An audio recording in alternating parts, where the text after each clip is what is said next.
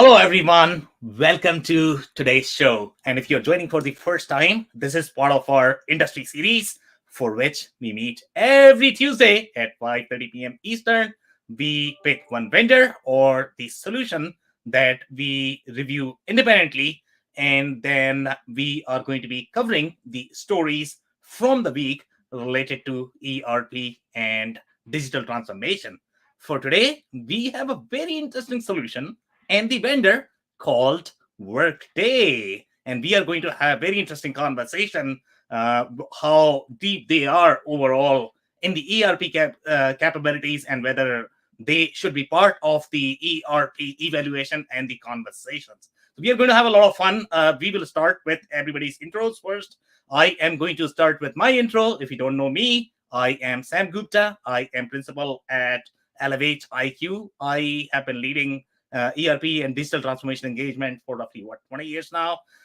As part of Elevate IQ, our focus is really into the independent ERP and digital transformation consulting. We help our customers with business process redesign, business case development. It's going to be system procurement, system selection, and then finally ERP implementation as well. On that note, I am going to ask Phil to introduce next.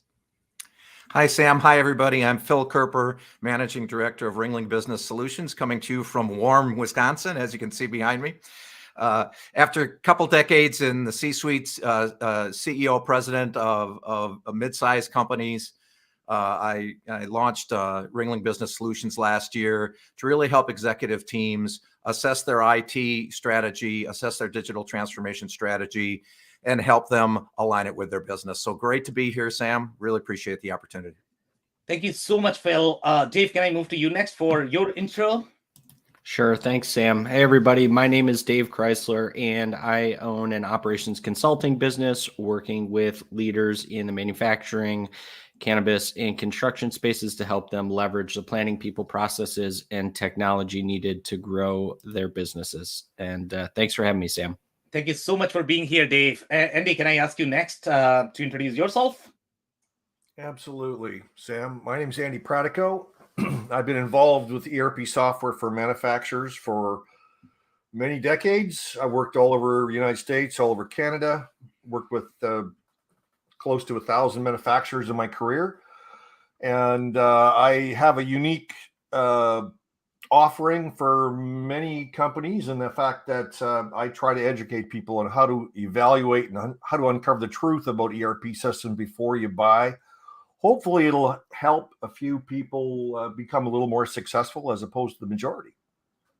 Okay, amazing. Thank you so much for being here, Andy. And before we start with today's stories, we don't have a ton of stories today. If you are in the audience and joining for the first time, make sure you guys are commenting and interacting because we are going to be covering your comments and questions during the show. Our panelists are going to be paying attention to your questions. If we are not able to get to your questions during the show, we'll make sure that we will follow up with you. So make sure you guys comment and post your questions.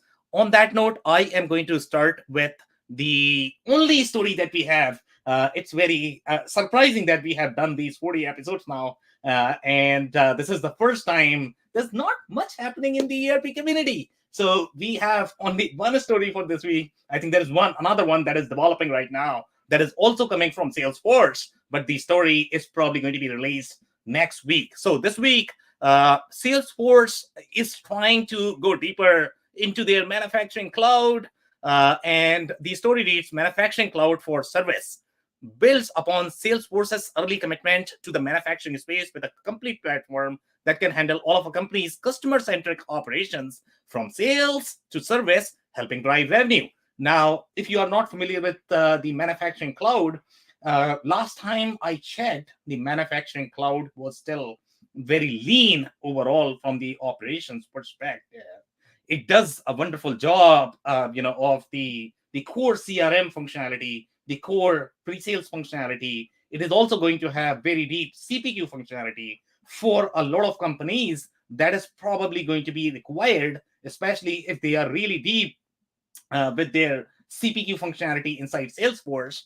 And sometimes it's very hard for them to integrate the Salesforce platform with the core ERP, because Salesforce is not going to have as deep ERP functionality. So, Salesforce has a lot of different sort of ERP. They are kind of add-ons that are developed on top of Salesforce platform. For example, Rootstock, Financial Force. But if you're looking for a discrete solution on top of Salesforce platform, you are probably going to struggle and you will require some sort of ERP. But the challenge that you are going to get is going to be how to make these two pieces to work together. That is always a challenge when you are buying two different software, because they have their own way of the way they work. So manufacturing cloud is getting a lot of different capabilities. Still, they are focusing on that slice from sales to service. They are not necessarily focusing on the core ERP functionality because they have MuleSoft and they like to integrate with the ERP functionality using MuleSoft, to deliver the experience that they are trying to deliver on the Salesforce platform. So here they are saying customer can create automated workflows across the manufacturing ecosystem with digital process automation powered by Omni Studio.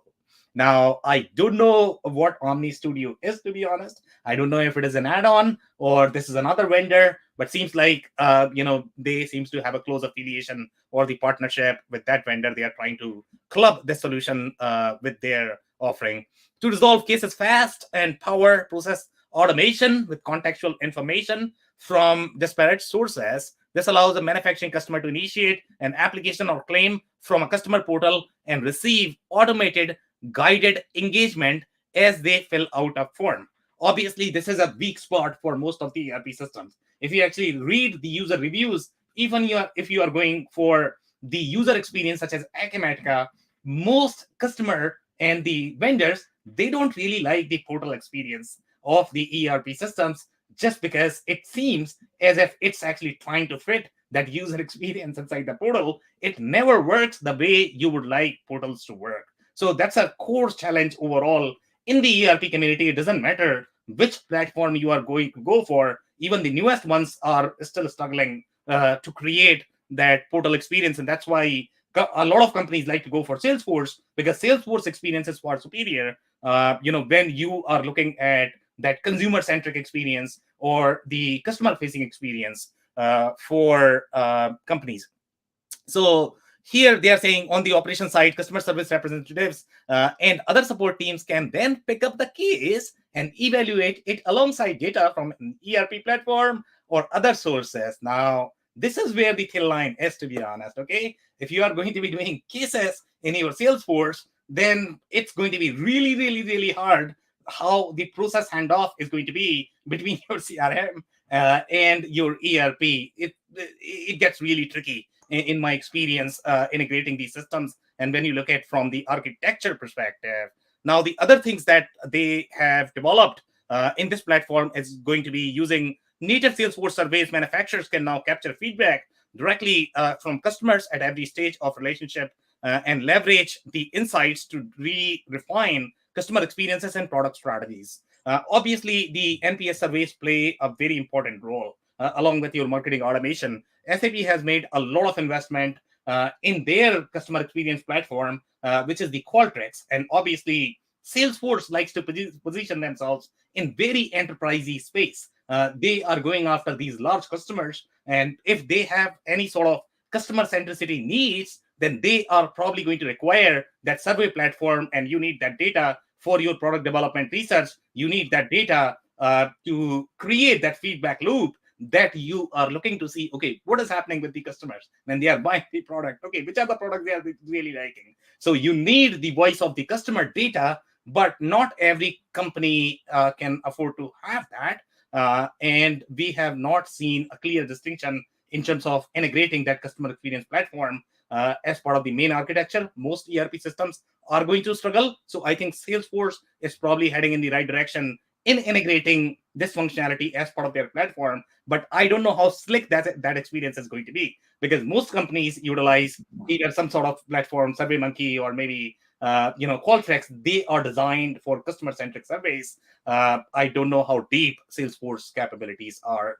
If you guys have any comment, I can take those. Is this a tool similar to enforce CPQ plus the surveying capabilities? Is that what this is? Well, so I don't think Infor has the customer experience platform, which is going to be, the surveys are going to be extremely deep overall. It's not that easy when you are working with the enterprise use cases. Some of these implementations are going to be extremely deep. And that's why platforms like Qualtrics exist. And I don't remember how much SAP paid. I think they paid billions of dollars for Qualtrics. So it's not just survey. Yeah, Sam, I wasn't sure when I read this whether it was that new from what Salesforce typically could do for you. Maybe they've enhanced some capabilities here. The automated service process, I thought you covered that perfectly of whether that really belongs in this spot. Certainly returns has to belong in the ERP. The voice of the customer, like you say, there's so many really good products out there of doing survey work. You could do it through Salesforce, but are they going to be as good as some of the other guys? And the service parts forecasting is to me, that read weird to be sitting in the CRM platform too. So I wasn't real sure what to make of this one. I was interested to hear what you had to say about it.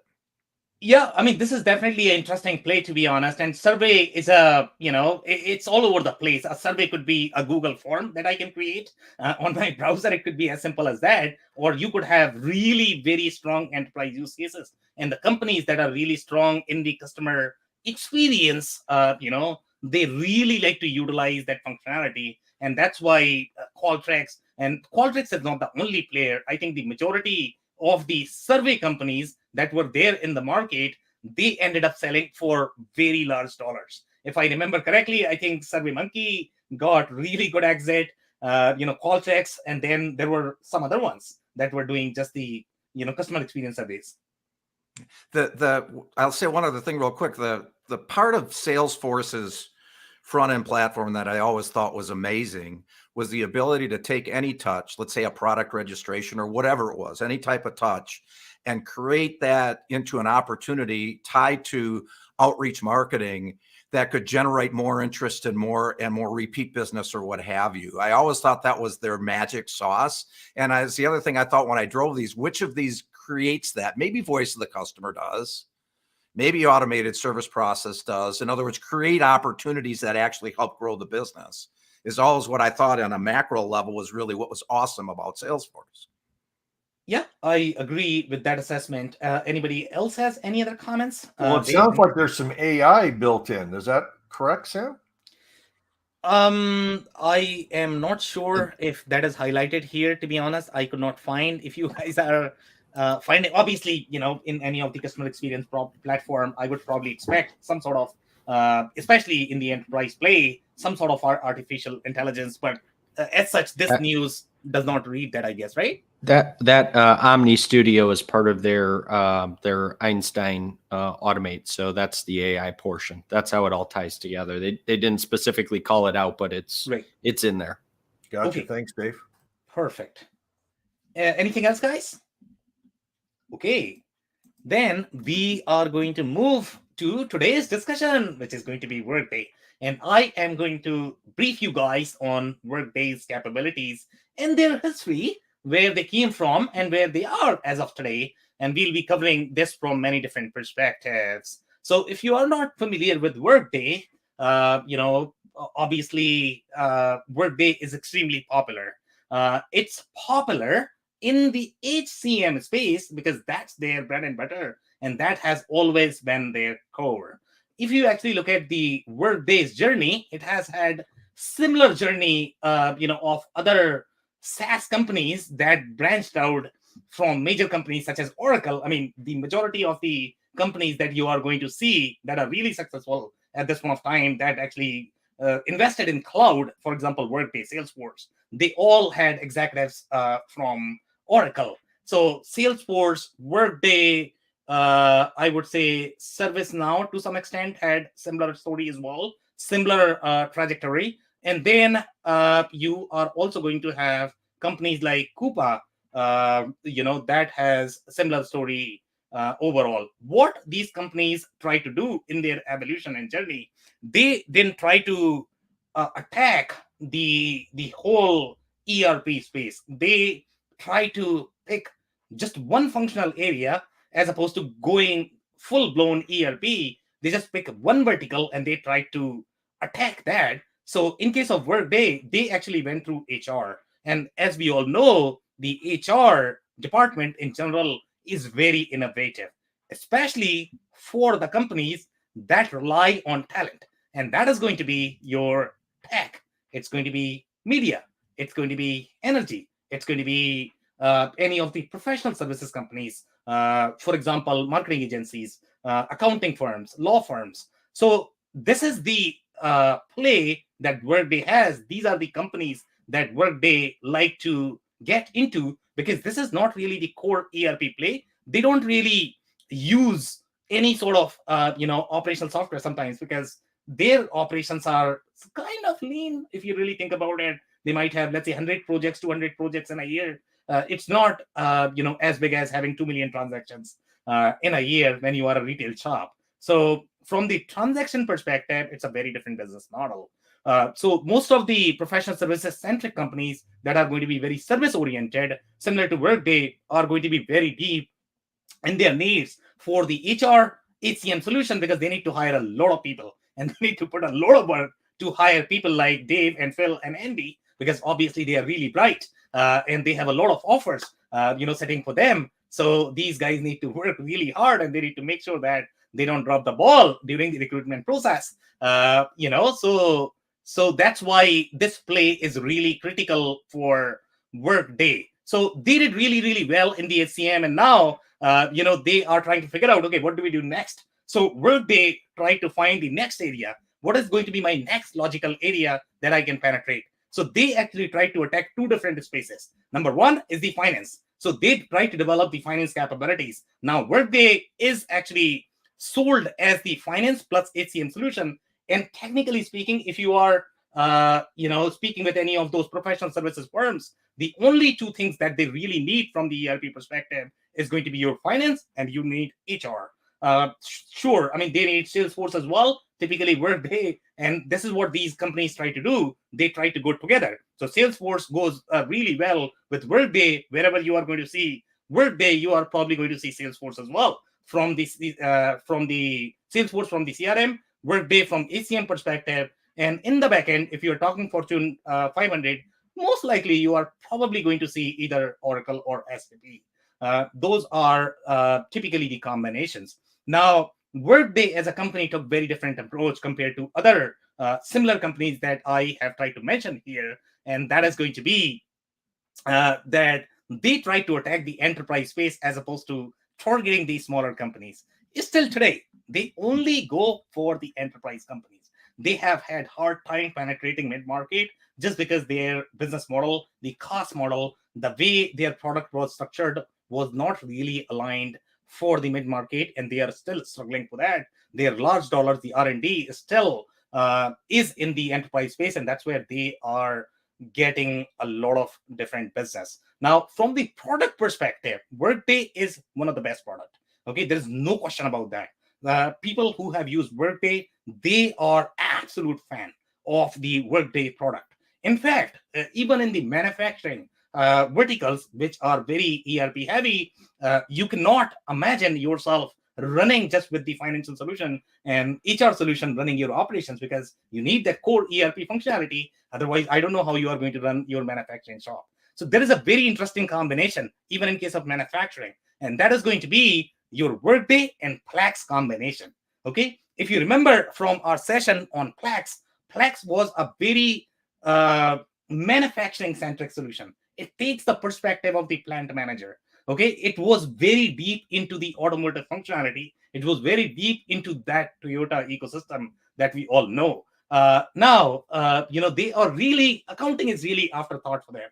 HCM, not there yet. Okay, and most of the companies that are going to be in the automotive supply chain, they are probably going to have very strong people need as well, because when you look at your manufacturing process, you require the certification for each of these steps, and then the HCM workflow kicks in your manufacturing process, and that's why sometimes it's just hard. So most companies that wanted to actually go for SaaS they utilize the Plex and Workday combination, and they really appreciate that.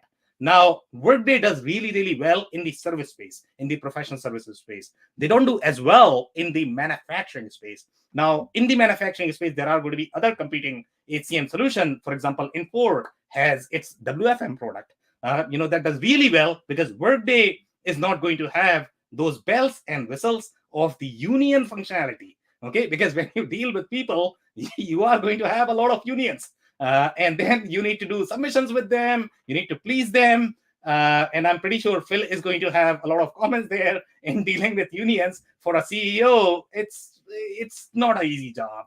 It's a very difficult job. So that's for the briefing. Do you guys have any comments? I can take those. I thought that was well covered, Sam.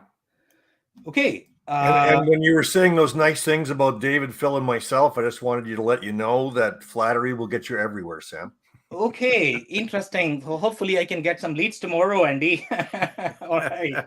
All right. So we are going to move with our discussion for today. And, first thing, Workday does have their financial information, which is sort of rare to find. It's always hard to find the financial information. And inside financial information, we are always looking for that product roadmap. Because if you are going to have 200 products, it's very, very, very hard to find out what is going to happen to the product that you might be buying or our customers might be buying. So that's why when we look into the financial statement, we are always looking for that product specific information. What is the corporate strategy? Where are those dollars going? What is going to be their core focus? Which are the products that are going to be shut down in the future? So here, we are looking at their overall corporate strategy and trying to figure out, okay, what are they trying to do next? And what is their sweet spot? So here, the company, number one, Workday delivers financial management, spend management, human capital management, planning, and analytics applications designed for world's largest companies. They are being crystal clear, okay, that it is not designed for SMB. It is designed for world's largest companies. They are also being very specific about the kind of companies that they like to target. And they are saying educational institutes and the government agencies.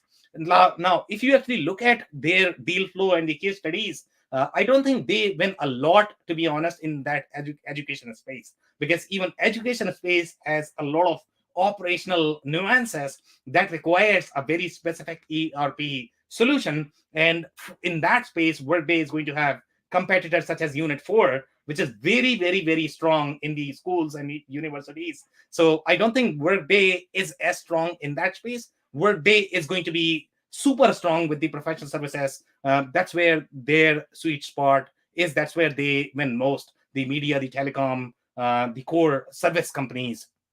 Here,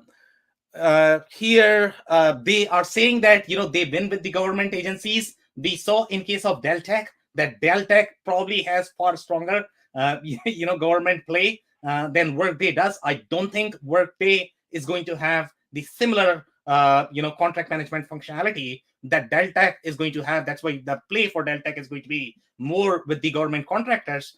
Workday will not be able to compete there from their core offering unless they are trying to utilize any sort of add-ons as part of their offering. The other point that I wanted to cover that I did not cover is the third leg that Workday is trying to focus. So number one is the HCM. Number two is the financial. But the number three is the FP&A play. Okay, that is the financial planning and the FP&A analysis, I guess, right, Phil? So that is the CPM market, corporate performance management. They acquired a company called Adaptive Planning. Workday is not very strong in their acquisition game. They are still very conservative. They are losing money that we are going to see in their financial statements that they are not profitable to date. And because of that, I don't think they have enough cash left to be able to buy these companies. So, but I mean, they have acquired some very interesting companies, and they did just one acquisition that we covered, I guess, last week for their CPQ solution for the service vertical. So since they got the FP&A capability, that's where they became really strong with their financial planning in the treasury functionality. But I don't know if their financials are going to be as weak. but they are definitely trying to commit to that financial vertical that they want to go as the financial plus HCM, and that's where they are going to be really strong. They don't want to partner with anybody else except probably Salesforce in that service play. So here they are saying, obviously they are the cloud first company, and that's how they started. It's Workday is supposed to be born in the cloud. They started somewhere in 2005, which is still early in the game. In my mind, for most of the companies, that would be similar to Infor. I think Infor started somewhere in 2003. Salesforce started in 1999. So Workday is still a very new company, and what they have done in these many years is definitely commendable. So here they are saying we operate in one operating segment called cloud applications. They don't have three segments. They don't have infrastructure play. They have just one segment, which is the cloud applications. Now, here, this is the acquisition that I was talking about. This is for Zimit. We acquired all outstanding stock of Zimit, a configure, price quote, CPQ solution built for services industries. Now, when you acquire the CPQ, so far, if you look at the deals, the way Workday had operated, they were always integrating with Salesforce. But now, since they are getting the CPQ solution, so I don't know what is going to be next for them. Maybe they are trying to get some of those CRM capabilities as well. Who knows? Maybe they are going to buy one of those CRM companies so that they could be sufficient themselves when they are trying to compete in the service play. Here, they are saying that we believe the acquisition of Zimit will accelerate our ability to deliver a comprehensive quote-to-cash process automation offering that will provide services organization. They are being crystal clear that it's only for the services organizations. It's not supposed to be for the product organizations, which is going to be manufacturing, distribution, and retail. That's not their target market. Increased visibility across the entire revenue cycle. The revenue recognition process of a professional services company is going to be extremely tricky. You need far deeper capabilities with your ASC 606. The way revenue recognition works, and that's always changing. So the people who are really involved in that process, they would require far deeper financial capabilities, and that's why the bigger professional service companies like to go for something like SAP. But here, obviously, Workday is developing deeper capabilities from the finance perspective as well. Now, there is a little comment here related to goodwill. Goodwill was primarily attributable to the expected synergies from integrating Zimit's technology into our product portfolio. Obviously, that is the reason why any company would buy a company, because they are hoping that this integration is going to help them win more deals, or the integration is going to help in some fashion. So obviously, you have the resulting goodwill that they are carrying there. They are saying that we invested roughly $2 million in Zimit prior to acquisition. Every company that goes in acquiring any of the companies, they are going to first test how the management is. They are going to look at their financial statements. That's how they sort of go into the investment game. That's exactly what these guys did. So here, I think the overall acquisition seems to be working out. I don't know if that is going to be a success or not, but so far it seems to be aligned with their target strategy, the market that they are trying to capture. Yeah, Sam, on the acquisition, first of all, it's for a company the size of Workday, this is a tiny deal. So it's just interesting to me that that's a lot of play on, and maybe it just happens to be the one that was out there, but it comes back to your strategy of how much really free cash do they have. Just to clarify the goodwill comment, that's simply a statement of how they're booking it, so that they can amortize that piece of the purchase for, by declaring that it's goodwill. So that's more of being transparent on how it's going to impact their financials when they did this acquisition. Exactly. And to be honest, I mean, that's where I guess the money factor comes in, and the financial standing of the publisher comes in as well. So in this particular case, for them, maybe this is a big money. Who knows? Because they don't have cash. But for companies like SAP, Oracle, obviously this is not going to be big money, because they are spending billions and billions, including Salesforce. Salesforce is spending like nuts. Okay, I will move to the next slide. So here, this is the next acquisition that they had done. And I think they are becoming very active in the acquisition game, to be honest. This is the second acquisition in last 1 or 2 years. So here they are saying they acquired Peakon on March 9th. 2021, we acquired all outstanding stock of Peakon, an employee success platform that converts feedback into actionable insights for $700 million. Now, this is slightly bigger, Phil. This is not as small. This one meets their scope. This is the type of numbers you see out of the big boys. Exactly. I mean, that's probably going to be just one deal for them. Yeah, or a B. Double, 2 digits and a B you see out of the other guys too.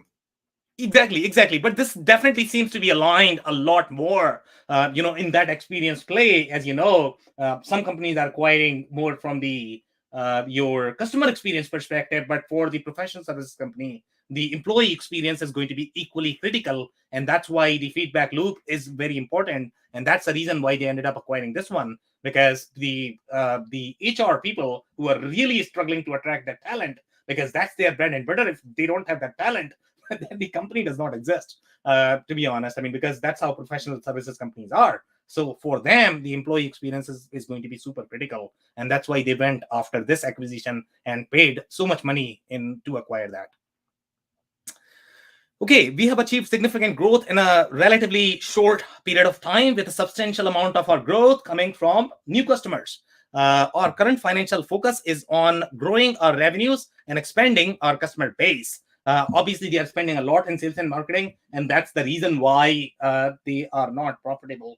They can stop all of those sales and marketing campaigns and they could be making money. But obviously, they are spending a lot in sales and marketing, and they are very clear there. While we have incurred operating losses on a GAAP basis in each fiscal year since our inception in 2005, we strive to invest in a disciplined manner across all of our functional areas. We expect our product development, sales and marketing, and G&A expenses as a percentage of total revenues will decrease over the longer term as we grow our revenues, and we anticipate that we'll gain economies of scale by increasing our customer base without direct incremental development costs. Now, that's a tall claim there. We'll see how that plays out, to be honest. It's not that easy. If that was possible, they would have done it by now. They have been in the business for now, 20 years? So we'll see how that plays out, but that's a very interesting promise. Now, Sam, I have to comment on that one. David's shaking his head. How many times have you heard the make it up with volume plan there, David? Yeah. Sales does not solve all problems. Okay. But in seriousness, it's, we all scratched our head during the .com boom when all of these companies were losing money and they were simply trying to develop a customer base that they could leverage in the future. This could be a tech play, where they're increasing customers, and then the real lever is other things they can do with that customer base, but they're not saying that. And it doesn't appear to be what they're trying to do. Yeah, but one of the comment that I will make, being in the enterprise play for some time, to be honest, closing those deals is really expensive. There's a lot of, political element that you have to maneuver through. Kudos to Workday that it is probably the only company that started as the enterprise company, and they are still doing well in the enterprise space. But it's very, very, very hard to compete with companies like SAP and Oracle, especially in the enterprise play. And that's probably the reason why the sales and marketing is so expensive, because you have to spend a lot in that space. You can't simply go to partners and they actually bring all of the deals for you. That's how most of the ERP players are playing in the SMB market. The enterprise market is far harder. So here, we have one of the interesting comments related to the product development and overall strategy in their channel. So I think that is very important to note. And that is going to be, we plan to reinvest a significant portion of our incremental revenues in future periods to grow our business. I get it. Here they are saying product development efforts to deliver additional compelling applications and to address customers' evolving needs. Okay, they are going to put all that money in R&D. I get it. But still, you are investing a lot in your sales and marketing. Here they are saying expand our ability to sell our applications globally. Globally is the keyword. They are definitely trying to penetrate the Europe market, which is very hard to penetrate because you have SAP. SAP is really strong in the Europe market. Okay, it's very hard to compete with SAP in the Europe market just because the product was started there. It's designed for that market. So it's very, very, very, very hard to compete in that market. And now they are trying to go to Asia as well, which is a very challenging market in general. Now, here they are saying expanding our ecosystem of service partners. to support local deployments. Workday has a channel. I don't think we covered the channel for Workday. Workday has a very strong channel. In fact, their channel partners are going to be companies like Accenture, and they are big fans of the Workday solution in general. So they do a lot of deployment themselves, but they have very strong channel presence. So they are saying that we expect to make further significant investments in our data center capacity and equipment as we plan for future growth. They are, the way I read it, they are using the combination of the data centers. They have their own, and then they utilize the standard cloud platforms for some of the things, development and test. That's how I read it. So this is definitely a combination. They are maintaining some of their data centers. I'm glad you clarified that, Sam. I was scratching my head on that one of whether they were saying they were going to develop their own complete cloud infrastructure or use others. Yeah, so we are going to review some more comments related to that. It's a very interesting strategy that they are still investing in the your data center market. Not a lot of vendors are doing that. For example, we have seen in the case of N4, Salesforce is AWS, right? Salesforce is completely AWS. They don't really have their own data centers. So I don't know if the problem is going to be because of the owning of data center. That could be a possibility, because Salesforce is doing really well without any data centers underneath. Here they are saying we acquired Adaptive Insights in fiscal 2019. So this is a very recent acquisition. And if they can get into, and this is a similar play as HCM, because this is a very siloed system that anybody can go in and buy. They don't have to take approval from IT because this is just an analytical system. So this is a great way to get into that financial play, and Workday is really smart in that. They got into HR, now they are trying to get into finance. So Workday is really smart in that strategy and trying to sort of play that land and expand game. So they are doing really well in that. We have also invested heavily in our professional services organization to help ensure that customers successfully deploy and adopt our applications. Additionally, we continue to expand our professional services partner ecosystem to further support our customers. We believe our investment in professional services as well as partners building consulting practices around Workday will drive additional customer subscription, continued growth. We expect the rate of professional services revenue growth to decline over time and continue to be lower than subscription revenue growth. That's very standard with any of the SaaS companies. They like to have a little bit piece of the pie, especially for the enterprise customers. I don't know a company that actually relies on partners in that enterprise space. It's very rare, unless you are talking about companies like Accenture or Deloitte. Then that's a different ballgame.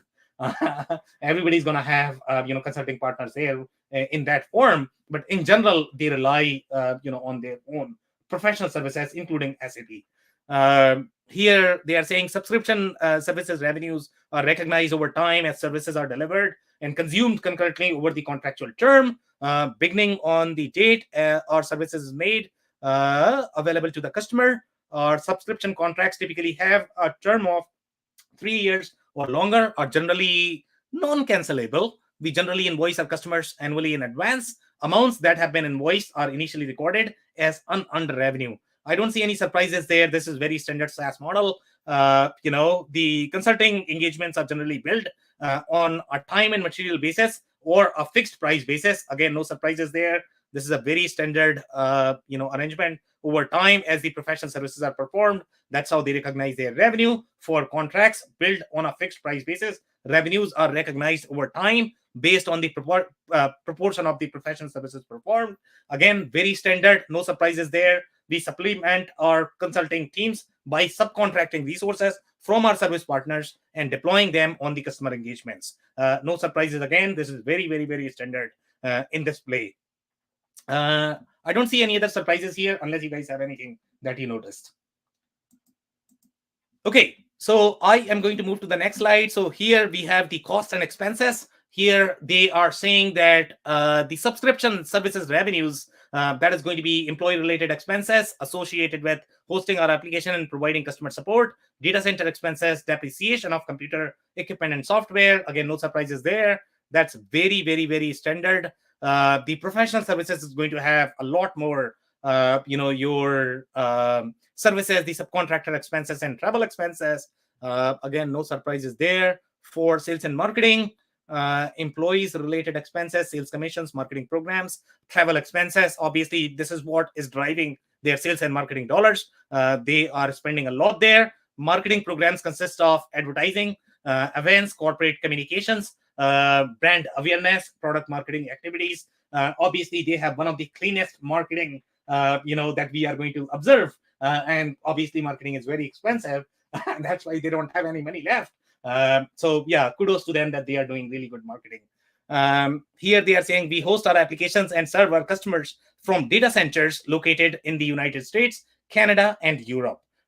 These three locations, because markets such as Canada is going to have a lot of restrictions in terms of which are the companies that they can work with. That's why you have to have that data center in Canada. That's why they are hosting it there. I can almost guarantee that Europe actually is going to have far tighter control because of GDPR, and that's why they need to have the data centers there. Here, we do not control certain aspects of these facilities, including their operation and security. We saw this in case of, if I remember correctly, I think QAD has the similar trend. I think the way this process works is, even though they are going to own the data center, it's still sort of subcontracted. So, other companies are probably going to be controlling a lot of operational aspect. They are simply working with a lot of different vendors. You have the financial ownership, but from the operational perspective, you are still working with companies that are the data center players in the market. The owners of these data center facilities have limited or no obligation to renew their agreements with us. So obviously they have the contractual agreement. That could be a red flag, but I mean, that's probably true for any of the data center company out there. Nobody is obligated to renew any contract if you don't pay them enough. And obviously that could be a hit on the licensing agreement that, if they are not able to renew in the price they are hoping to renew, then there could be a pricing implications for the customers.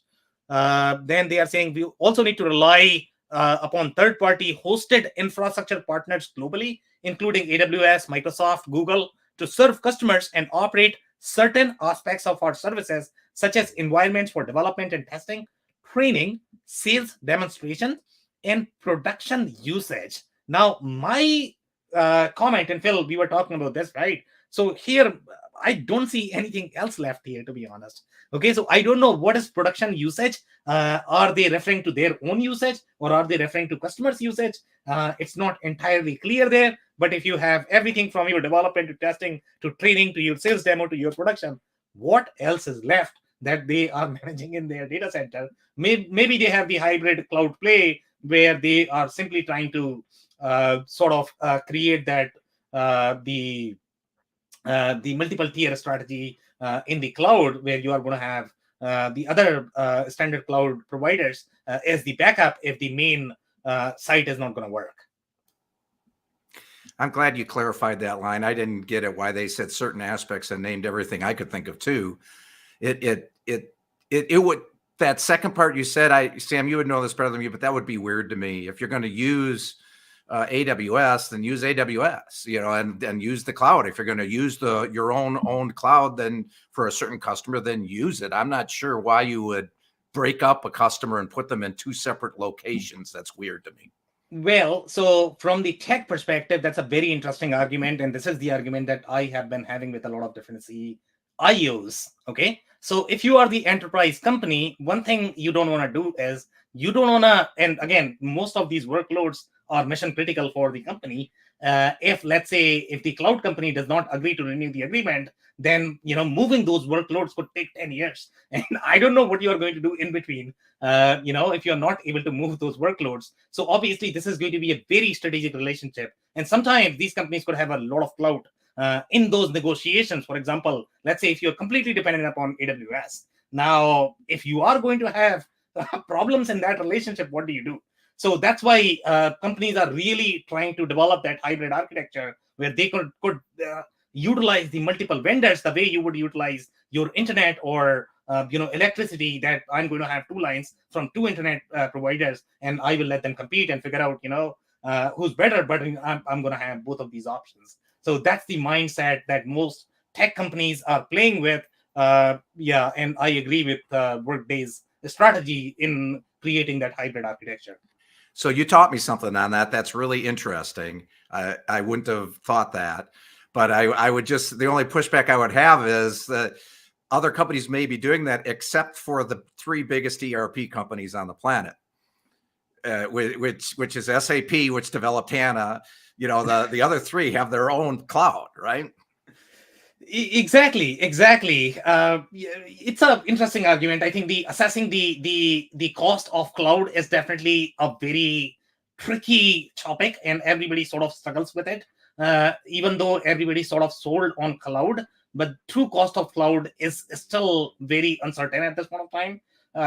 Again, the CIOs that have run larger workloads, cloud gets really expensive in the long term. It has a lot of limitations as well. So again, I'm not against cloud. I am very pro cloud. I don't see any reason why any company should go for on-prem. But still, when you are that large, then you are going to have different problems. You are going to have different capital. You are going to have different capacity. And then it might make sense. So in the enterprise world, it may be a play for creating your own data center. And that's why Workday has that.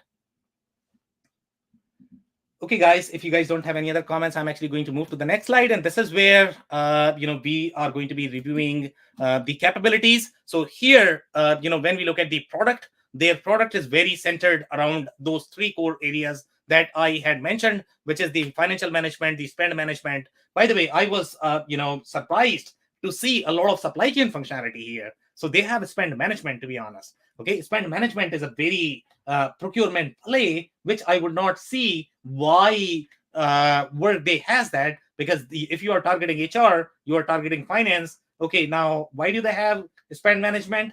So that's a very interesting play. The reason why they would have the inventory management functionality or the spend management functionality, as you know, most of the professional services companies are going to be very, very, very big on the indirect spending, and they are going to be very lean on the inventory itself, because those are not the inventory driven organization. So even though Workday is claiming that they can do inventory management, it's not the inventory management that you are going to see in case of your retail manufacturing and distribution. That's a very different inventory. Here we are talking about a bunch of computers, mouse, and water bottles that people need to do their job. We are not talking about the bread and butter and the product that you are trying to sell. So make sure you understand that. Here, obviously, HCM, human capital management, is going to be their bread and butter, and the workflows in the HCM space are very, very deep. When you look at that recruiting workflow, it's very, very, very hard and painful to be a recruiter. If salespeople feel that being a salesperson is really hard, go and talk to a recruiter. It's a nightmare to be a recruiter, to be honest. Okay, and they need a lot of tools, especially if you are going to be in that space where you really have to again compete for talent like Phil, Dave, and Andy. Then you are going to have really hard job. The talent management obviously is a big piece of this. Then you have the student module. This is for that university play. They have a little bit of functionality, but I don't know if they always win. My understanding is going to be Unit 4 has much larger play here as compared to Workday. Enterprise planning functionality is that FP&A functionality that they have. They are trying to compete with players such as Anaplan, which is a very large market share in the retail and the connected planning space. Adaptive planning is more for the service-centric organization, and these two are going to have very different financial planning workflows. So here, they have acquired that. PSA, this word might sound very similar to what we reviewed during Deltec, but Deltec is a very different animal compared to Workday. Workday is a very HCM product. Deltec is very government contracting sort of product. They are not going to be as strong in the HCM functionality. They are going to be very strong in that PSA functionality designed for those government contractors. They are not going to be as strong in this functionality. So again, the industry, the micro vertical matters a lot for any solution that you are going to be reviewing. Okay, here, if you look at the size of the customer that they are trying to sign, obviously they are signing Netflix. Now, talk about talent, the kind of talent that you need for Netflix. Okay, their bread and butter is the people who are trying to produce those movies, and we all know that how good they are. So again, you are competing for that kind of talent. So you definitely need to care for the employee experience. You don't necessarily need to care for the customer experience because they are paying $10. If you lose 5 customers, who cares? But if you lose just one, actor that is, or the producer that is actually trying to help Netflix in producing those shows, it could be a deal breaker for Netflix. Now, if you actually compare their industries, they are in the communication, education, energy, and resources. And if you pay attention, those are very non-ERP centric. And this is the similar trend that we saw in case of Deltek. That's why when you are trying to compare Workday, the right comparison for Workday is probably going to be SuccessFactors solution that is owned by SAP. SAP has that. They compete neck to neck. And then Oracle has their own cloud HCM product that they like to play with. Infor has a little presence there in the HCM market. They have a solution called WFM. That is a very different play. For the manufacturing organization, Workday might not work because they have a very unique need overall in terms of their, even for the HCM functionality. That's why Infor WFM really wins in the accounts where they are going to have the Infor manufacturing solution. They have a little bit of play in manufacturing. We'll review their customer case studies, what they are doing in those manufacturing verticals and where they are able to win. But one of the things that I really appreciated about Workday, they are crystal clear. I'm going after large and medium. Okay. If you look at other vendors, they try to provide the whole list that I'm going after pretty much everybody. That's not what Workday is saying. Workday is saying, I am designed for really large companies like Netflix, and I am going to do really good job there, which is amazing. And by role, they are very specific that they only target finance, HR, and IT. Surprisingly enough, they have the procurement functionality, but they don't target procurement because that's not their bread and butter. 50% of the Fortune 500. That's pretty impressive statistic. Yep. I agree. I can't walk by that number without saying this. I'm sorry if there's Workday people on the line. It's a great product, but if you didn't know who this was, and Sam said to you, I know of a company that got 50% of the Fortune 500 use their product. They got 10,000 customers, 55 million people on the product, and 97% customer satisfaction, and they've never made a dime. What would you say to me? That's just not right. It's just not right. I mean, I'm a businessman. You don't have that number and you don't make money. Something's got to get fixed with these guys. So the only comment I am going to have, Phil, is welcome to the world of SaaS. Okay, it's a very different world, and finance people are okay with this arrangement. And trust me, Workday has created something, and there is nothing to worry about from their financial standing perspective. I'm glad you're saying that, but some of these other guys are lighting cigars with $100 bills, man. Yep. All right. So unless you guys have any other comment, we can take those. Otherwise, I'm actually going to move to the next one. So here, okay, from the industry perspective, look at the number of case studies that they have. And that is always a very good data point for me, where they are winning, where they are trying to highlight.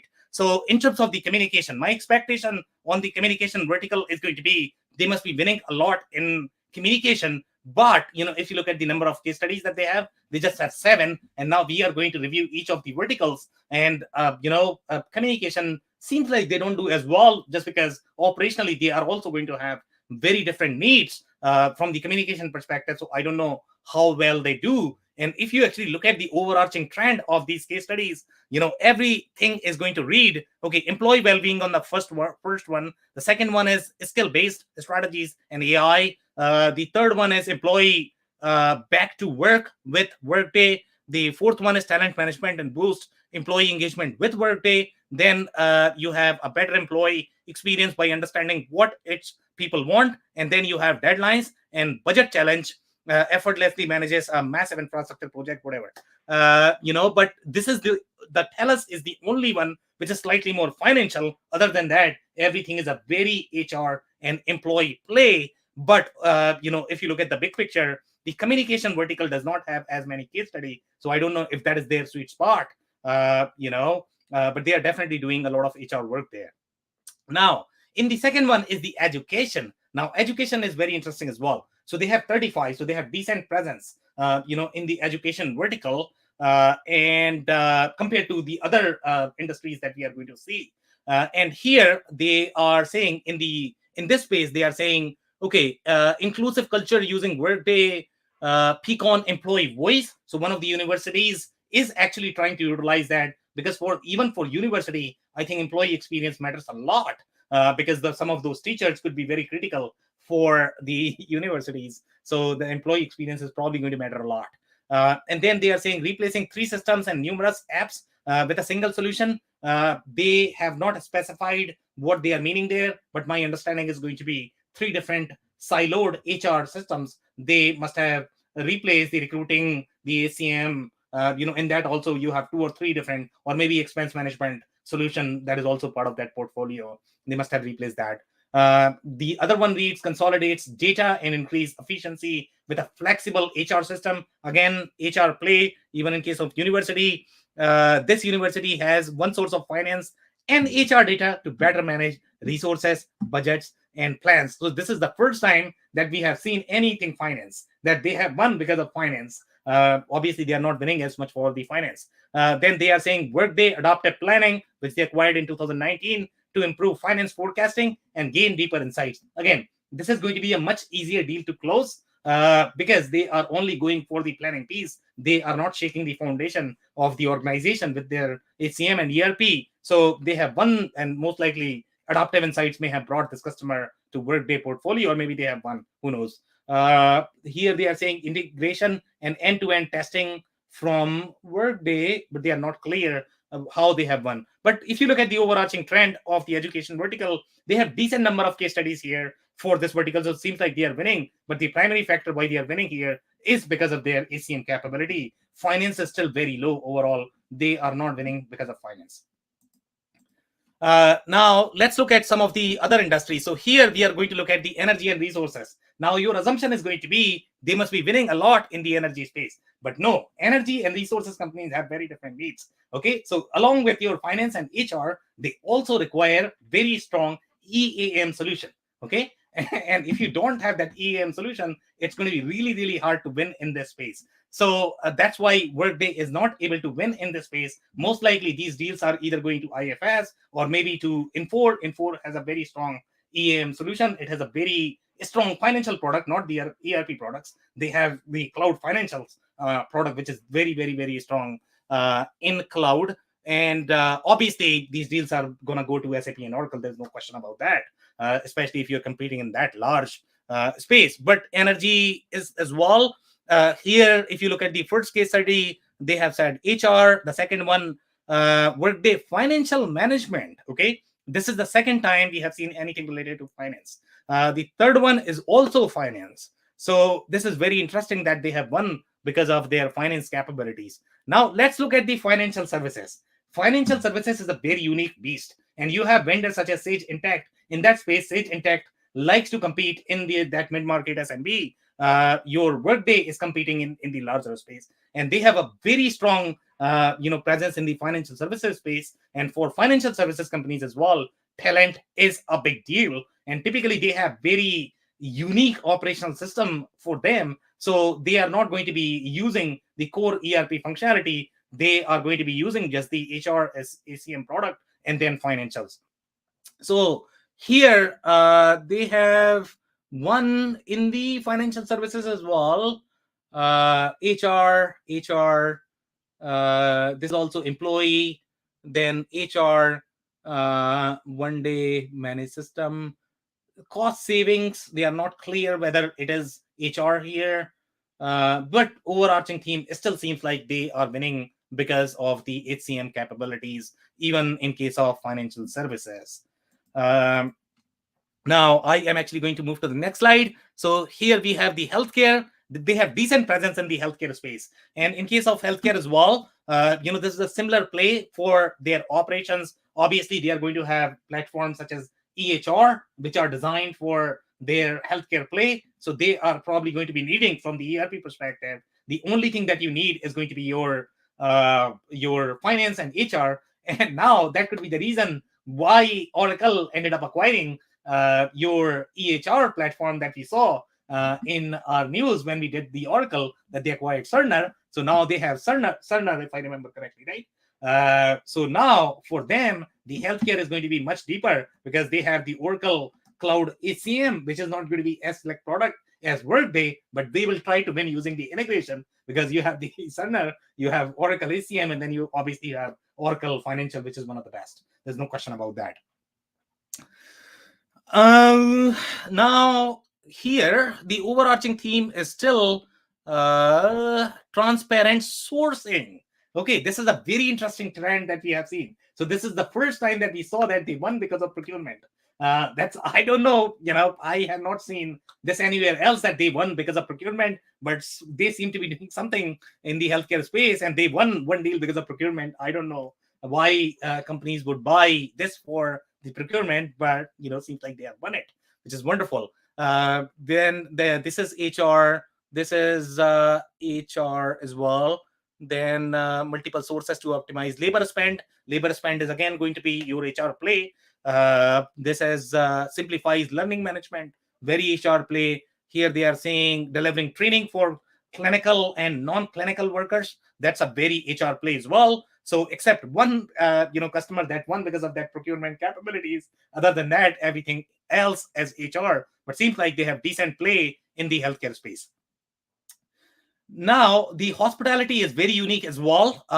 In case of hospitality, they have decent presence. Hospitality also is very similar business model. They are going to need the financials because they are going to have a lot of franchises, okay, like million franchises at times. And they require that financial consolidation. They need to do the segment reporting. So for that, the finance is going to be key. But then they have the HR, and sometimes the HR functionality could be extremely critical as well for these businesses. So here they have the first one, financial automation. The second one, this is not clear. The second one is not clear. The third one is adaptive planning. Okay, so that's the planning one. Then the fourth one is automatic accounting and restructured data model and improved reporting is complexity in Danny's franchise model. So it seems like they are winning because of finance here as well. Unified cloud solution, new data model, and better people processes set classic diner for the future. Not really sure if they won because of finance, but seems like these both are same case study. So they must have done a lot with Dennis. Then KFC, employees, HR play again. So seems like they are doing a lot more work in the finance space, in the hospitality, and some HR as well. Okay, if you guys have any comment, I can take those or move to the next slide. Then the next industry, we have the life sciences. Again, life sciences is a very tricky vertical overall. It's going to be really hard unless you are trying to create that best of breed architecture. For that, you are using Workday, you are using CRM, but you need very deep ERP functionality. Because obviously your quality is going to be significant. Your manufacturing process is going to be very involved. Your traceability processes are going to be very involved as well. So let's see what they are doing in the life sciences vertical. So here, the first one is HR, medical professionals to help patients live active lives. Okay, so here also seems like training. Hamilton increases the efficiency, support rapid business growth, not clear. Build a company culture that fosters innovation to create life-changing medicines. Now, that's a tall claim. I don't think you can create life-changing medicines using Workday. But if you are meaning that you hire best people so that they can create life-changing medicine, that's a different argument altogether. Now here, they are saying employee experience, supporting productivity and mission-critical work. Again, very HR play, into its talent, skills, HR play. So again, in the life sciences vertical, most of these are going to be that best of breed architecture. And it seems like they are winning 50% of the time when they are competing with either Oracle HCM or your SAP SuccessFactors. And that's been my experience as well. In most of the deals, they are probably going to have 50% win rate because HR really like this product. And if you don't buy Workday, they are probably going to resign. And you don't want to lose your HR because they really are the magnet for the talent. So they have a lot of clout in which platform they are going to use for their own function. Now, now manufacturing is very interesting, and now even for manufacturing they have decent presence. So we are going to see what they are doing in the manufacturing space. But for the most part, if you are going to pay attention, I think they are going to be winning because of that best of breed architecture. They are not trying to run their business on Workday. They are trying to run the HCM function on Workday, and the other things are going to be most likely SAP or Salesforce for the CRM. So here, the Levi Strauss, this is transformed the employee experience HR. NVIDIA is automates and simplifies their hiring process, HR, over working capital, and speeds up demand planning by 4x. So this is the adaptive planning, and this is where they got some of that financial planning play. But for the most part, this is still not used as that finance module or the operations module. Here, they got some customers because of Peakon. Employee voice is a very critical area. They are winning a lot of customers because of that. And Rico actually wanted that because Rico obviously would care for their employee experience. Here they are saying, now this is a very interesting one. So here they are saying luxury packaging business unifies reporting and performance management across 3 innovative business segments. The way I am going to read this is also going to be your planning. This is the adaptive planning play. This is not the ERP play, but I would love to dig deeper into this case study. The way they have, reported this is, typically your FP&A solution is going to be combining data from multiple sources, and the only thing they are doing is that planning and the analytics and the reporting. This is not really part of that ERP workflow for which ERP is going to be used. The only workflow play for them is going to be that HCM and the HR play that they are really strong at. Here, there's another manufacturing customer here. They're saying global planning efficiency by 4 times while expanding control over their working capital. This is again, in my opinion, I think that adaptive planning play, it's not anything else. Because of adaptive planning, they won all of these customers in the manufacturing, and that could be the reason why they got so many different customers. Peakon is actually bringing a lot from manufacturing. Your adaptive planning is bringing a lot from manufacturing. Okay, if you guys have any comments, I can take those. Now, here I am looking at my media and entertainment. My expectation was that they must have very high exposure here, but that doesn't seem to be true. It's similar to communications. They only have 13 case studies here, so they are not winning as much in the media and entertainment as well, because these companies seem to be very strong development shops. So sometimes they might have the proprietary HR system as well. I don't know if anybody would spend money in their own HR platform, but you never know. I have still seen companies developing their own ERP systems. So who knows, maybe they have developed the HR system as well. So here we have some very exciting logos such as Netflix. But for the most part, if I look at this play, consolidated HR,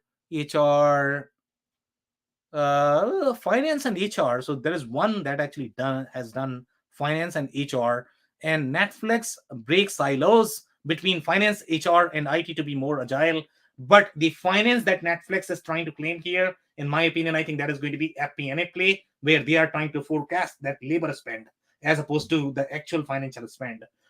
So again, I would think that Netflix is probably going to have a slightly deeper ERP system. I'll be shocked if they are using Workday financials to be able to run their financials. The Met increased its insight and control over source to pay processes. Okay, so again, this is a very interesting play. And by the way, one thing you will notice that you would assume that not-for-profit is probably going to be similar to your professional services. So they must be winning a lot, but they actually don't win in not-for-profit because they compete with companies like Unit 4, which we are going to cover, in the coming weeks. They are really strong in the not-for-profit functionality. Workday does not win as much in not-for-profit. So here, and by the way, the not-for-profit is going to have very complex operational workflow where you have to do the reporting based on grant. When you are working with these cities, you have to track the revenue, and that gets really complex. And that's why the Workday is probably not going to be enough for them to be able to support their financial and the operational processes. That's why they would go with something that is going to be slightly more complete than going with Workday. Here, I can see some procurement, which is amazing. Continuous planning. So they are doing a lot of planning here. So this is again not for profit. And even in case of not for profit, I don't see a lot of HR, which is very interesting that not for profit companies are not using Workday for HR. They are sort of all over the place, and they are not winning as much. So obviously they are not strong in not for profit. Some more industries. The professional services is going to be the strongest, as you can clearly see with their number. It's the strongest for them. Okay, and they have 63 logos there, as part of their case studies. And here they are saying SoftServe puts its people first in order to drive engagement. So here, HR and obviously professional services companies rely on their people. The people are the most important assets for the professional services. That's why they would go for something that is really strong in HCM. They will not care as much for the other things. And that's how companies like to think, depending upon what is their critical success factor based on their business model. For professional services companies, it's always going to be people. Now, the other case study, HR, this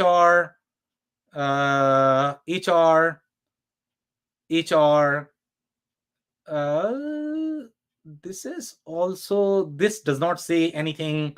It says gains the agility to scale and grow as a unified company. So maybe it is the adaptive planning play, not really the HR play. Now, the other industry that we have is public sector. So they don't win in public sector. That's a very interesting, play here, because for the public sector, again, I think Unit 4 does far better in the public sector space. Even Oracle has a large presence in the public sector space. So, and my understanding is going to be Deltek would probably do really well in the public sector. So they don't win as much in the public sector either. And let's see what they have done in the public sector. Improves organizational alignment with KPIs, better services to the people it serves. HR, I believe, here, payroll faster. HR play, improve services with streamlined processes. Does not say anything. Does not say anything here as well. This says budget management, which is probably going to be adaptive planning. So maybe they got all of these logos because of adaptive planning, because I'm not seeing a lot of HR here in the public service sector market either. Some more industries to go through. Retail, surprisingly enough, they have a lot of presence here. I don't know why retail companies are going for this one, but most likely they are trying to create that best of breed solution for the retail as well. So here, the New Zealand, they have done something with HR. Then this one, Vava, to thrive, a third century. It does not say anything. Maybe they are doing adaptive planning, because adaptive planning is a very strong solution. It competes with Anaplan, and that could be the reason why they got a lot of different logos from there. Here, Target, HR, this one, HR. So retail, obviously, they have large presence in the retail space as well, which must be because of their best of breed architecture. Now, technology is a very interesting play, similar to your professional services. Okay, technology companies rely on talent. Okay, if you are going to hire a developer, good luck to you, because that you have the hardest job. Okay, they are not going to pick your phone. So here, obviously, that's why for technology, Workday is going to get a lot more logos. So here, they are saying agility and growth. This is HR, all HR.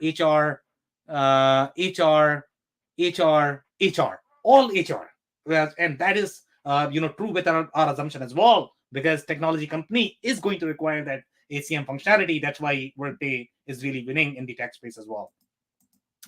Now, if you actually look at some of the HCM features, and this is where a lot of people don't really understand what is the real difference between a HCM solution and the ERP solution.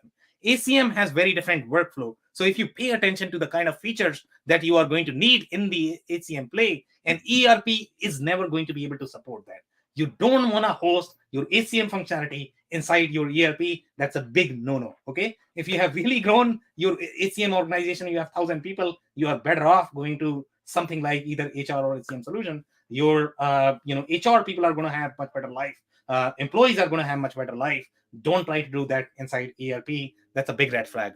So here, if you look at the kind of functionality that you're looking at, you are looking at employee demographic data, job profiles and administration, benefits information, organizational and location management, pay calculation, things of that nature. They could get really complicated overall, the way those workflows work. If you are trying to customize your SAP to do this, that's going to be that's a really bad idea. You should not do that. Now, leave and attendance management features. Again, that's a very HCM-centric functionality. If you are really strong in that, and that's your pain point, and if you have outgrown systems like ADP, which can do your workflow a little bit of HCM, they have their own HCM solution as well, then probably you need a best-of-breed HCM solution for your needs. Employee self-service features, a lot of ERPs are going to claim that they have. Please don't use it. Okay, it's really bad. So if you actually pay attention to how Workday works, and the employee self-service feature is going to be a far more slicker overall. Tracking of all physical assets. Now, this is not really the asset management solution. It is simply trying to track the assets that employees are carrying to track the obligation. So don't get confused with the assets word, that this is looking into the EAM play, where you're going to have corporate assets, big, large machines, oil wells. That's not the assets that we are talking about here. Employment history, workflow for transfers, promotions, pay raises, organizational charting, compliance data. Again, very, very, very deep HCM functionality. By the way, in the HCM world, you have very large penalties. Okay, so that's why you cannot afford to risk your payroll functionality, or with any of the state government. They are very, very, very strict in terms of the way they penalize, because they have to watch for the labor laws. And that's why HR is going to be one of the software that you are going to buy in your organization to comply with those states. And especially if you are a very people-driven organization, the lawsuits are very common because of your employees. So you need to be really tight on your HCM processes. Now, we have some of the other things, but overarching theme of what I wanted to communicate here is, this is a very core HCM functionality that you are looking at. Don't try to compare this with ERP, because ERP has a very different place in the organization. If you have outgrown your HCM functionality, you are better off going for a slightly more sophisticated HCM solution than replicating this functionality inside your ERP. Okay, if you guys have any comments, I can take those, or I can move to the next slide, where we are trying to review some of the reviews here. And if you look at the size of the company that are trying to utilize Workday, is fairly large. So we are looking at 10,000 plus. I don't think Workday is going to talk to a company that is going to have 100 employees. They'll simply say no, because Workday is not really designed for that. It could be really heavy solution for them to use, and they are not going to get the customer experience that Workday expects from the customers, for the customers. Here they are saying personal information, view and update, request references, career performance, feedback request and receiving, job and referrals, etc. on Workday as end users. Now, if you look at the core feature set, it's a very HR-driven processes. Okay, this is not ERP. There might be some overlap, but for the most part, this is what lives inside the HR organization, for which you would probably need a specialized software in your architecture. Now, here they are saying well suited for enhanced number of use cases. Absence management is good, but as such, no red flags. Workday module can take up to 2 years. Workday configuration is not as simple as other HCM software. So the only reason why this user is complaining about Workday, it's very rare to find somebody who complains about Workday, is because they must have come from systems like Bamboo HR. Okay, if you are coming from Bamboo, obviously that's a very small, tiny, weeny application. It's not designed for that enterprise workflow. The similar comparison is going to be, hey, I hate my SAP because I like my QuickBooks. Here they are saying I hate my Workday because I like my Bamboo. Okay, guys, this is not apple to apple. Get serious. We are not really doing the right comparison here. So here, when you are looking at Workday, look at the kind of target market it is really positioned for. If you are going to use Workday for 100 people company, it's a horrible fit. Okay, if you are going to use the other smaller software such as Bamboo or QuickBooks for 10,000 company, that's a horrible fit as well. Now, even though Workday provides learning course, it's extremely expensive. Sure, that is designed for enterprises. Don't buy if you cannot afford it. Workday is extremely expensive when compared to other HCM software. Yes, it is expensive. It is designed to be expensive because it's really complex. Now, the user has claimed that the Workday is probably the best HCM software in the world right now. That is probably true as well. SuccessFactors is the only one in the Oracle HCM that could come close to really meeting the kind of capabilities that Workday is going to have. Workday allows the configuration of time of plan that should only be visible to a certain set of employees. Now, this is where that nuance comes in when you look at the HCM functionality, because HR is supposed to be one of the most sensitive organization inside the company. Sure, finance is obviously very sensitive as well, but even if you are able to show your revenue to your employees, they are not going to care as much. But if you are going to show the salary of their colleague, that's it, you are done. So that's why the HR processes are very sensitive, and you need to have very strong control on your processes. That's why Workday might feel very tight overall from the control perspective, because they are trying to control that sensitivity. And sometimes that could be a very hard to manage for people who have been the CEOs. Compensation is always a very sensitive topic inside the organization. So that's it. Now I will take some comments from you guys. That's it from the presentation perspective. Do you guys have any comments? Oops, you're muted, Andy. Yeah, that last slide that you were showing us, Sam, at the very bottom right-hand corner, that was really interesting of the complexity they can set up the HR requirements. Like it was like if they're between this age to this age, it's this way, and this age to this age, it's like, wow. So, Andy, the only comment I'm going to have there is if you look at the Workday's certification program that they have for their consultants, it's one of the hardest to crack. Really? Yeah. So you would think that probably SAP is going to be slightly harder because obviously SAP is for a bigger solution overall from the size perspective. Workday is one of the most complex, because when you get into those labor laws, when you get into those county laws, and we have seen like HCM implementation to fail because you understood New York, but you don't understand how Connecticut works, or maybe how California works. The implementation could fail because of that. So it's very nuanced, far harder than implementing an ERP, to be honest. And by the way, the implications are going to be far more as well. You are going to get penalties as the small organization. I don't know whether you guys receive any penalties from your counties and cities. The taxation could get very complex, and they are not nice people. Do you think Workflow leverages SAP or works off their coattails at all? Sorry, what's the comment again? Workday? Do you think that Workday sells to the same companies that already own SAP for a stronger HCM product? So the most common combination that I have personally seen in my experience is going to be Salesforce, Workday, SAP. Those three. Okay, that is the in most an enterprise place, right? I think that's a really interesting comment. And SAP is trying to develop a module of HCM right now, and they're really trying to invest in that and market that, as an add-on to their ERP. So they might also be trying to edge them out a little bit. I don't know. So, Phil, just to be clear there, the SuccessFactors product that SAP has, that wins 50% of the time. Okay, SuccessFactors is an equally successful product as Workday. It has a very vibrant ecosystem. So SAP, the only thing SAP is trying to develop is going to be the integration, which is what is missing from the SAP portfolio. They are not trying to build SuccessFactors. It's a phenomenal product. SuccessFactors is another phenomenal product that wins. Again, if you toss a coin, it's going to be either SuccessFactors or Workday. That's how the enterprise play is. Oracle wins as well, but Oracle has really lost the game HCM, and that's why they are trying to focus on the other side of the business. And I'm glad you said that. That was my understanding too. So thanks for kind of confirming that. That's a really good product up against these guys. Like you say, it's winning half the time. This is a great product, and I think they do a nice job of positioning it well.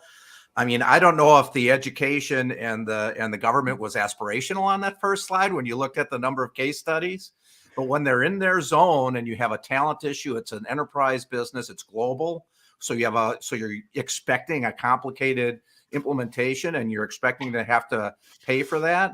It's a heck of a good product, and that's where it's positioned well. I don't know how you expand from that for these guys, outside of that zone, outside of gaining more penetration of people that want the financial and the HCM functionality on a large global business. Well, they already have 50% of the top 500, so there's not a lot more growth. Well, and I think, Phil, kind of to your point too, what they've done well. I mean, this is definitely a great example of, compared to others that we've reviewed, of not overselling, and even in the verticals that they are trying to get out of or reach into. I would probably classify it that way. The verticals that they're trying to reach into, they still stick to that kind of core functionality. And so I'd be curious. It'd be interesting to see, if they try to backfill in with some acquisition, to be able to get into those a little bit deeper. But it definitely interesting. A great presentation tonight for sure. So, or someone may buy them. Well, they're setting themselves up well for that from a customer base standpoint. Because that would be the other answer. Sam said, welcome to SaaS. That's a good answer. But the other answer is, what really was the payday on those companies that were driving transactions without making money? They eventually had an incredible cash event when someone purchased the business. So the way I see the industry, Phil, and this is the argument that I have been having with myself for last 10 years, I guess. Okay, who's going to buy Salesforce? Who is going to buy Workday? Who is going to be buying ServiceNow? Because they have obviously become really big. In fact, who's going to buy Coupa now? The only solution to this problem is going to be, they are probably going to be merging, and they will create the massive ERP that does not exist right now. And that's exactly what Salesforce is trying to do. That's why they acquired MuleSoft, because they wanted to connect everything. And obviously Workday is going to be a big piece of that. I don't know if anybody can really afford Workday, because that's going to be like $40 billion. I don't know how much the big private equity guys can write a check for that tomorrow. Yeah, if they saw an exit, they could do it. But 5-year exit in this kind of company, I don't know, Phil.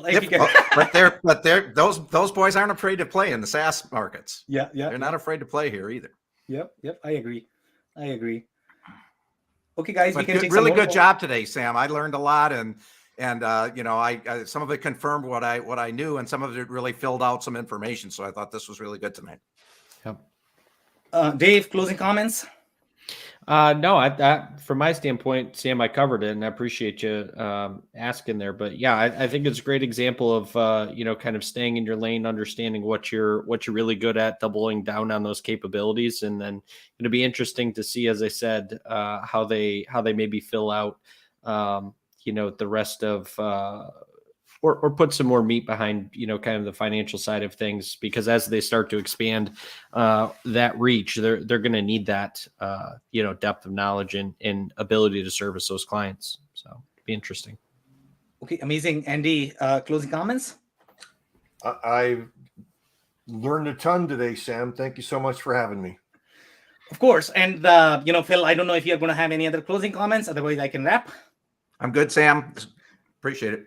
Okay, perfect. So just to wrap, guys, one of the key takeaways that I really wanted you guys to take from this discussion is going to be Workday is an amazing product for HCM in the enterprise space. It is not a mid-market product. It's not an ERP product. It's a very strong HCM solution. It is designed to be really powerful HCM solution for those large enterprises. Now, if you are seeing the best of breed integration in your companies, for example, if you are seeing the combination of Workday plus Plex, don't assume that Workday is the best ERP out there for manufacturing, because it is not designed for that. They don't win in that space. That's not their target market. If you are going for that, you are probably going to be overcommitting.